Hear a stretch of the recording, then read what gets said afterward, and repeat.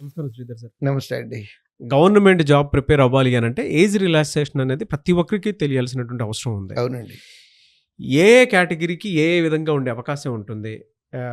అంటే ఎంతవరకు ఉంటుంది అసలు రిలాక్సేషన్ అనేది? యాక్చువల్‌గా అండి బ్యాంక్ ఎగ్జామ్స్ తీసుకుంటే క్లర్క్‌కేమో 28 ఇయర్స్, పీఓకేమో 30 ఇయర్స్ నార్మల్ ఏజ్ అండి.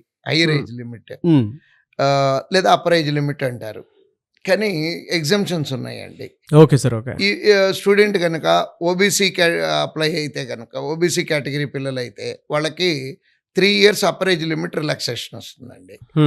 నెక్స్ట్ ఎస్సీ ఎస్టీలు అయితేనేమో 5 ఇయర్స్ అప్పర్ ఏజ్ లిమిట్ వస్తుందండి, రిలాక్సేషన్ వస్తుంది. ఇంతవరకే తెలుసు. కానీ ఈ మధ్య ప్రస్తుతం సొసైటీలో వస్తున్నటువంటి మార్పుల్లో ఇంకొకటి కూడా తెలుసుకోవాల్సిన అవసరం ఉంది స్టూడెంట్స్.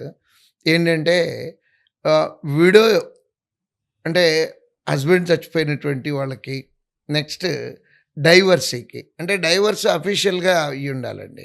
ఓకే. వాళ్ళకి 9 సంవత్సరాల రిలాక్సేషన్ వస్తుంది. 9 ఇయర్స్. 9 ఇయర్స్ అండి. ఇక్కడ ఏంటంటేనండి పిల్లలకి తెలియక ఏదో కారణాల మూలాన ఇబ్బందులు వస్తున్నాయి. ఆ ఇబ్బందులు అట్లా అనుకొని అట్లా ఉండిపోకుండా మళ్ళీ వాళ్ళు కెరీర్ స్టార్ట్ చేయొచ్చు అనేది పిల్లలకి తెలియజెప్పాలనేది అనుకుంటున్నానండి నేను. 9 ఇయర్స్ అండి upper age limit, 9 years relaxation. Terms and conditions లో ఆ సర్టిఫికేషన్స్ అనేవి ఖచ్చితంగా ఉండాలి. అంతేనండి. ఇది ఉంటే అంటే నిజంగా చూస్తున్నామండి ప్రతి సంవత్సరం ఇట్లాంటివి మాకు ఉద్యోగాలు వచ్చిన కేసులే 4-5 గ్యారంటీగా అంటే విజిబుల్గా మాకు కనపడుతున్నాయి. కనపడకుండా ఇంకా ఉండుండొచ్చు. బట్ ఈ ఆపర్చునిటీ అనేది ఉంది అనేది అందరూ తెలుసుకోవాలండి. డెఫినెట్గా సార్. చాలా మంచి క్లారిటీ ఇచ్చారు.